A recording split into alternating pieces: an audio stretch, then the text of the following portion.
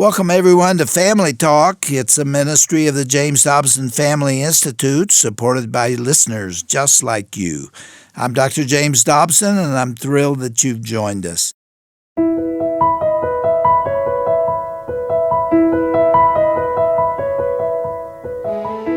Well, welcome to Family Talk, the broadcast division of the Dr. James Dobson Family Institute. I'm Roger Marsh, and I have a question for you, one that many parents and caregivers alike may wrestle with. And the question is, how do you teach a boy how to become a man?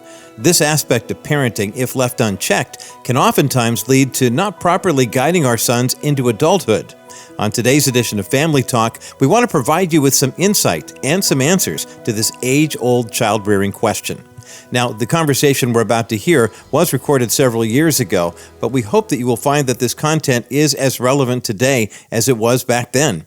Dr. Dobson will talk about what it means to be an authentic, godly man with his guest, Dr. Robert Lewis. For more than 40 years, Dr. Lewis has been a pastor, writer, and speaker. Currently, he serves as senior advisor for Leadership Network. He's also the founder of the Men's Fraternity, a ministry that provides a year-long Bible study to encourage men to live Christ-like lives. Dr. Lewis earned his master's degree in Greek and another in divinity from Western Seminary, and he also holds a doctorate of ministry degree from Talbot Theological Seminary. On today's program, Dr. Lewis will join Dr. Dobson for a conversation about his classic book, Raising a Modern-Day Knight. He'll explain why the medieval knight is the perfect example for educating boys today about the responsibilities of manhood. Dr. Lewis will also share with us about how his own father did not provide a good example to follow. He'll unpack why boys instinctively search for acceptance and praise from their fathers as well as other male role models. Dr. Robert Lewis and his wife Sherard have been married over 50 years. Together they have 4 grown children and 3 grandchildren. Okay, let's join Dr. James Dobson and his guest, Dr. Robert Lewis, right here, right now on Family Talk.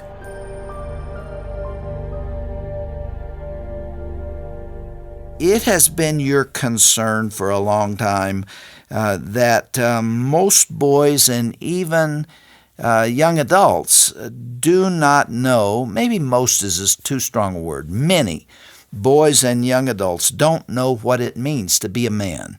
That's a central theme of what you're writing about here. That's absolutely the essence of what the book's all about. Why are we so confused about that? I think it's because we have lost the ability to pass from one generation to the next a vision of manhood that makes sense and is compelling to young men.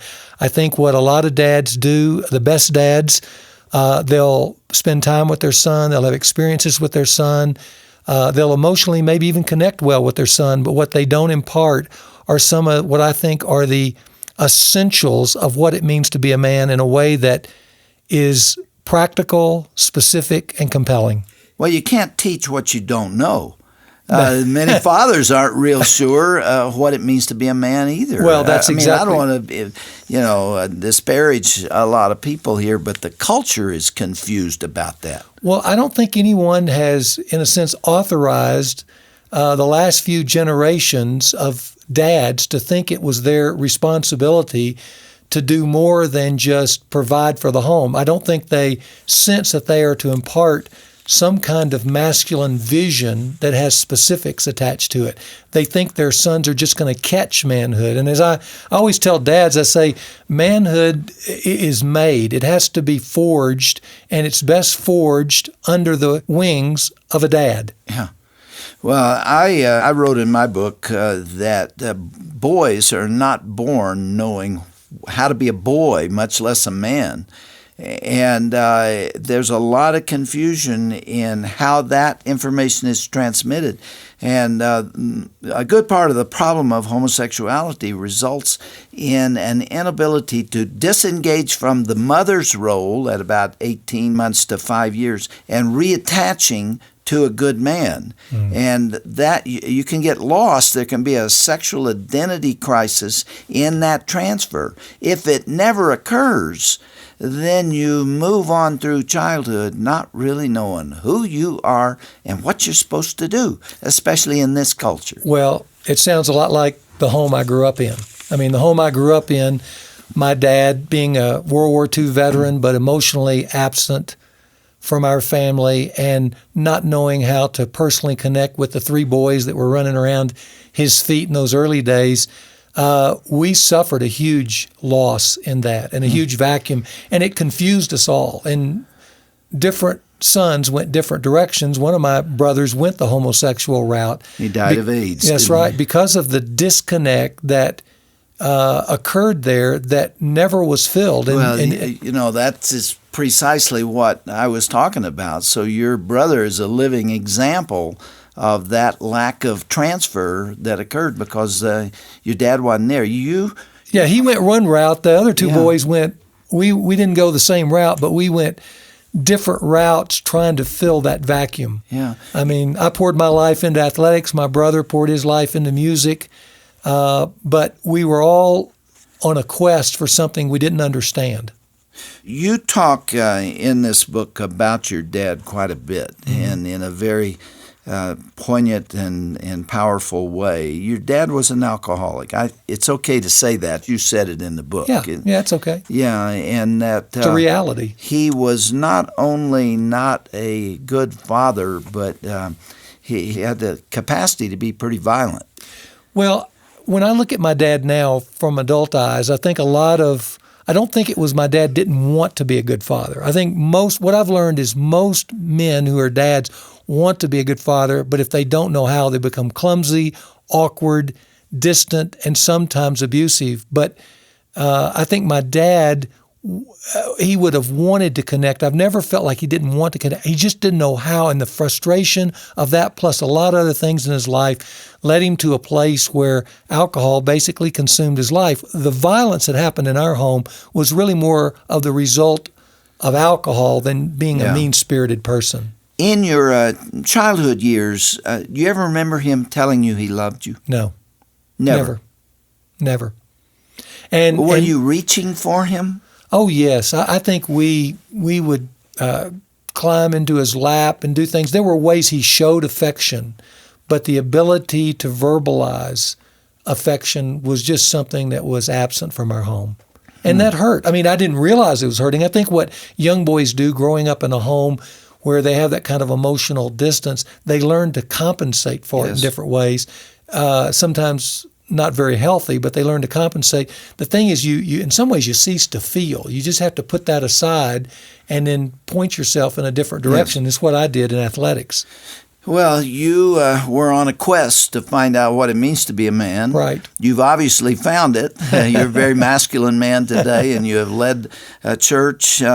And yet, before you turned around, you had children of your own, boys of your, I think two boys, with the responsibility of teaching them what your father didn't teach you. Right. Where did you go to get the information? That's a great question. See, because I haven't written the book yet. Yeah. Well, I know that when I had our two sons, we had 2 daughters and 2 sons, but my 2 sons were the last born. The real turning point came a night where I was with 2 of my closest friends and their family, and they had 5 other sons in the midst of their homes. And so here we were at a party with these 7 little boys running around, and one of the wives just simply asked this question. She turned to us and said, "How are you going to raise these boys into being men?"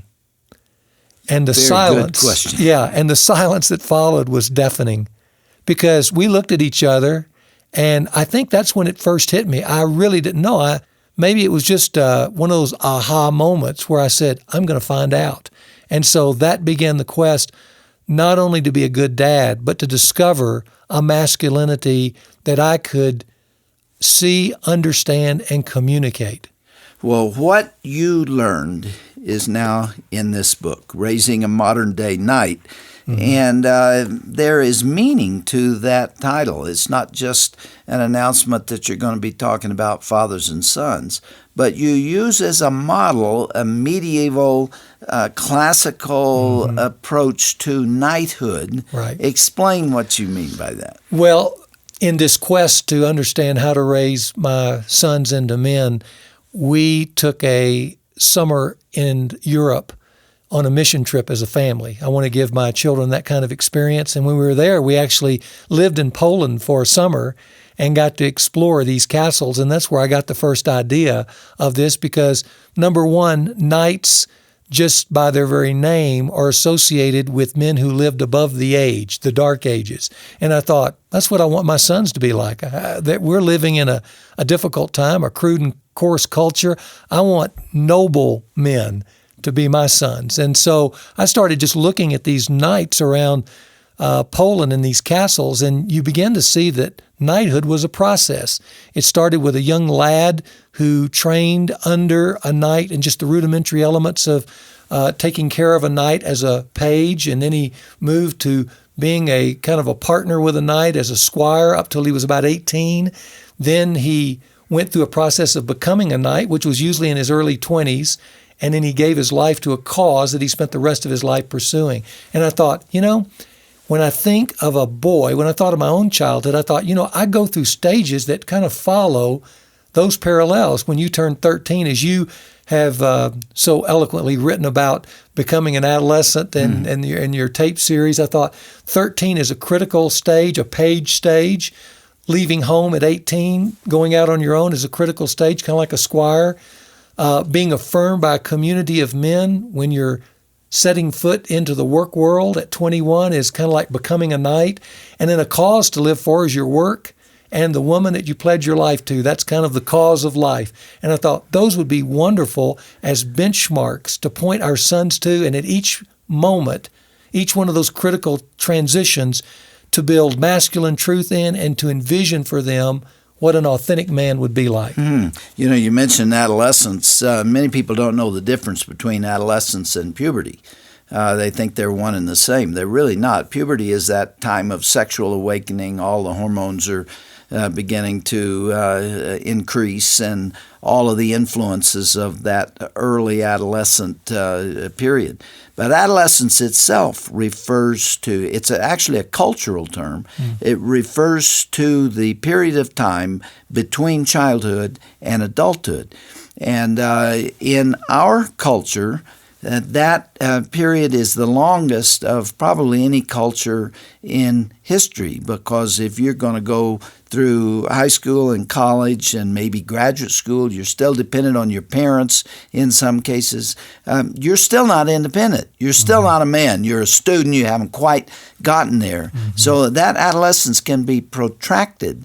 But puberty is, it occurs in just a period of months.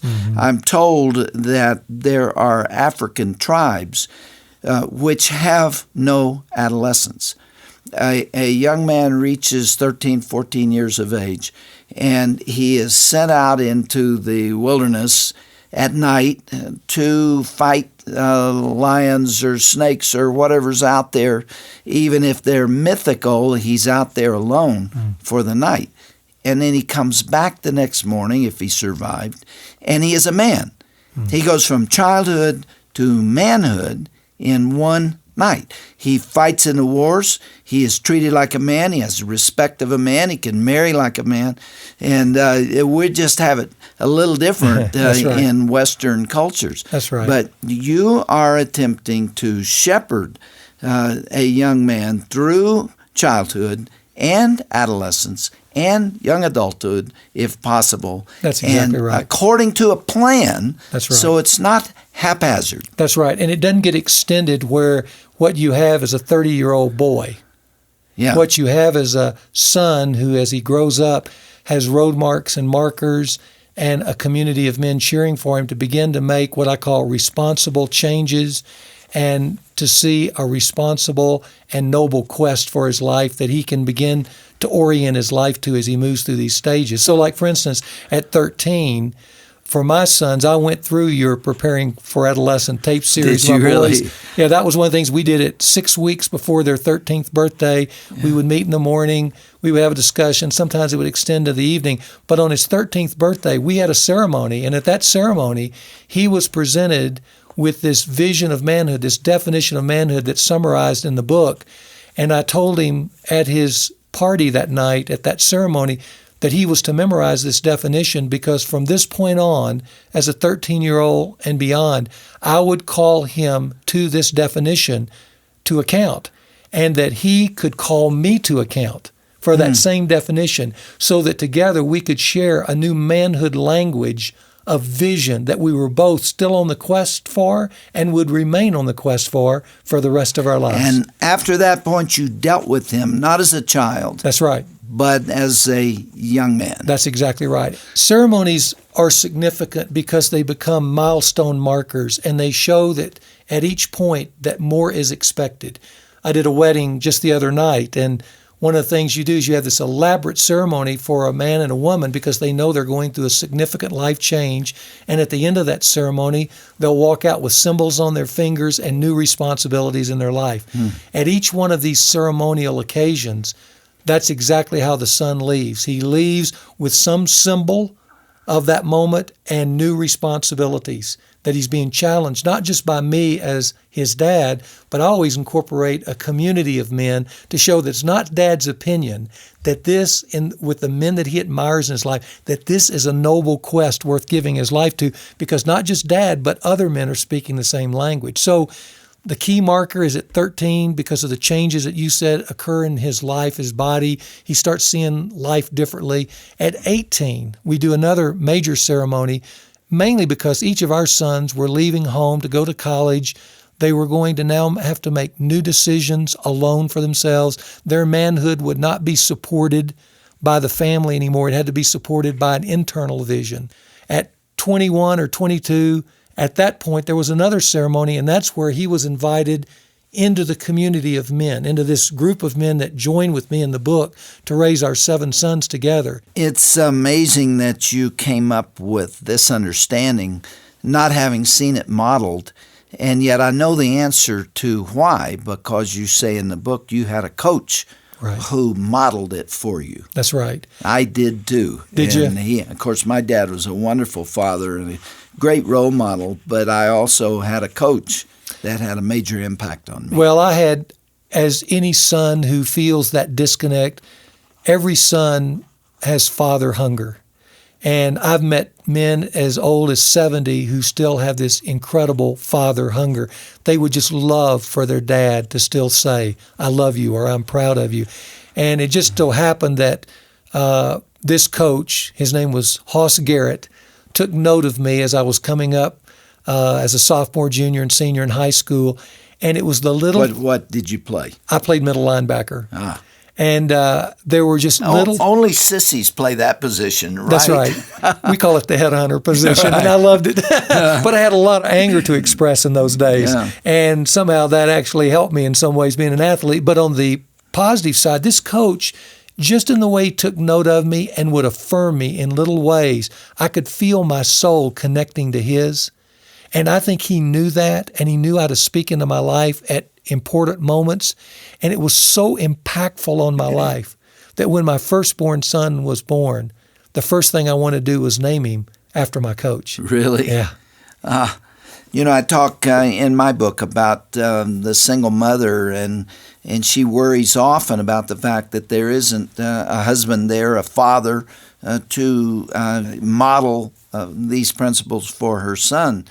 And I've strongly recommended just what you found, which is a substitute male figure, an uncle, a grandfather, a neighbor, a coach. That's exactly somebody right. who can say, this is what a man does, and this is how a man thinks. Yeah, a young boy growing up with a single mom needs to connect with a masculine hero. And when a mom comes to me, sometimes they've picked up Modern Day Night and they say, what can I do? And the first thing I tell them is, you cannot make your boy a man. That's right. Only men make boys men. So your most strategic move is to stay a mom and connect this young son to a masculine hero, somewhere a coach, a Sunday school teacher, a boys club member, whatever. But if you do that, it has an unbelievable effect on his life because it gives him a way to get that masculine food that his soul so desperately hungers for. As a pastor, did you ever stand in the pulpit and say, there are single mothers here who have sons. To the other men who are here, I beg you to work in their lives. Include those boys with your sons. Take them to football games or any other sporting event. Take them fishing. Take them hunting. Be with them. Include them with your family.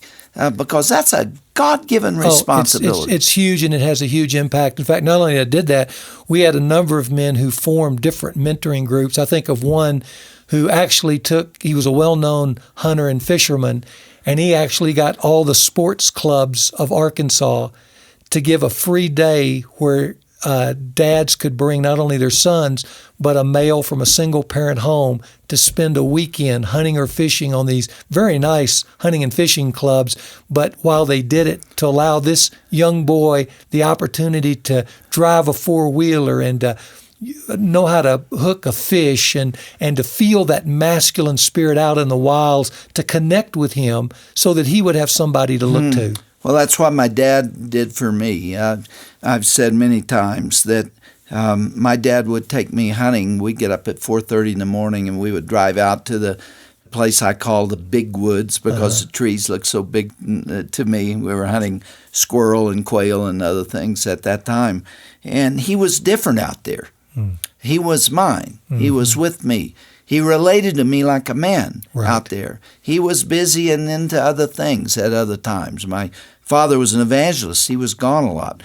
When he came home, he had time to be a father to me. What a priceless gift. Oh, it's incredible. That's why we started a father-son camp where dads could come with their sons and also bring single mom sons and mentor them. But it's just a week of experiences like that because you get out in those wilds and it becomes a whole different. It does. And even just a week of focused attention between a dad and a son or a man and a young protege is life-changing, especially when they have masculine experiences together. Are you still friends with your sons today? I am, and 3 of them are in full-time ministry. All of them are vibrant young men who are healthy and making a difference in their community. That's my definition of success. That's right. You accomplished that. It's the ultimate success, The title of the book is Raising a Modern-Day Knight by Dr. Robert Lewis. The subtitle says A Father's Role in Guiding His Son to Authentic Manhood. This book has very practical ideas in it, and so many, in fact, that I would like to talk some more about it next time. Thank you very much. Okay.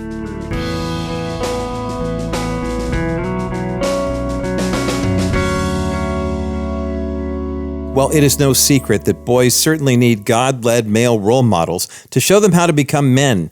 And today here on Family Talk, Dr. James Dobson was joined by Dr. Robert Lewis for a conversation about raising men of honor. Now, this is part 1 of a 2-part conversation based on principles in Dr. Lewis's classic book called Raising a Modern-Day Knight. And if you'd like to learn more about Dr. Lewis, his ministry, or that book, visit our website at drjamesdobson.org/Family Talk. That's drjamesdobson.org/Family Talk. Of course, the essence of biblical masculinity is to care for and protect the family. And here at the Dr. James Dobson Family Institute, based on a recent conversation with Riley Gaines, the All-American swimmer who has become the singular voice of reason in the culture for standing up for women in women's athletics against the radical transgender agenda, we have drafted a declaration to protect children that you can read and sign. It's written by Dr. James Dobson, Gary Bauer, our Senior Vice President of Public Policy here at the Dobson Policy Center,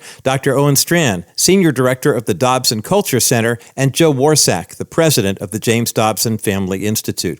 We, as people united in our trust in Jesus Christ, uphold the fundamental conviction that we are bound as parents and adults to love and protect our children. And you can show that love and protection for your kids by signing the Declaration to Protect Children. You can read it and sign it when you go to drjamesdobson.org/protect the children. That's drjamesdobson.org/protect-the-children.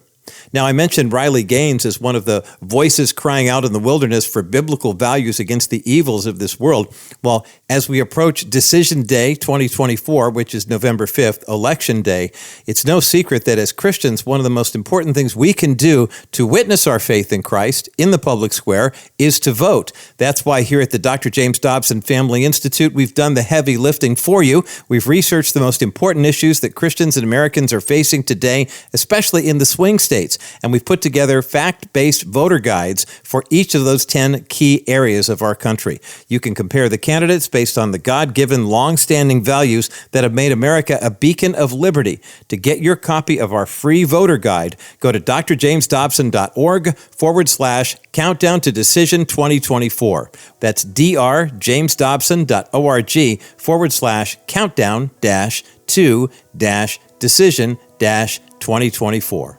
Now is the time for all of us to join together, to pray, and to vote.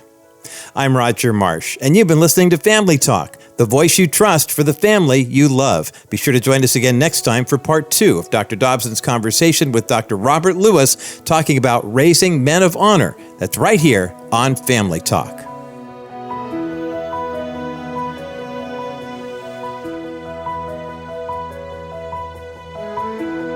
This has been a presentation of the Dr. James Dobson Family Institute.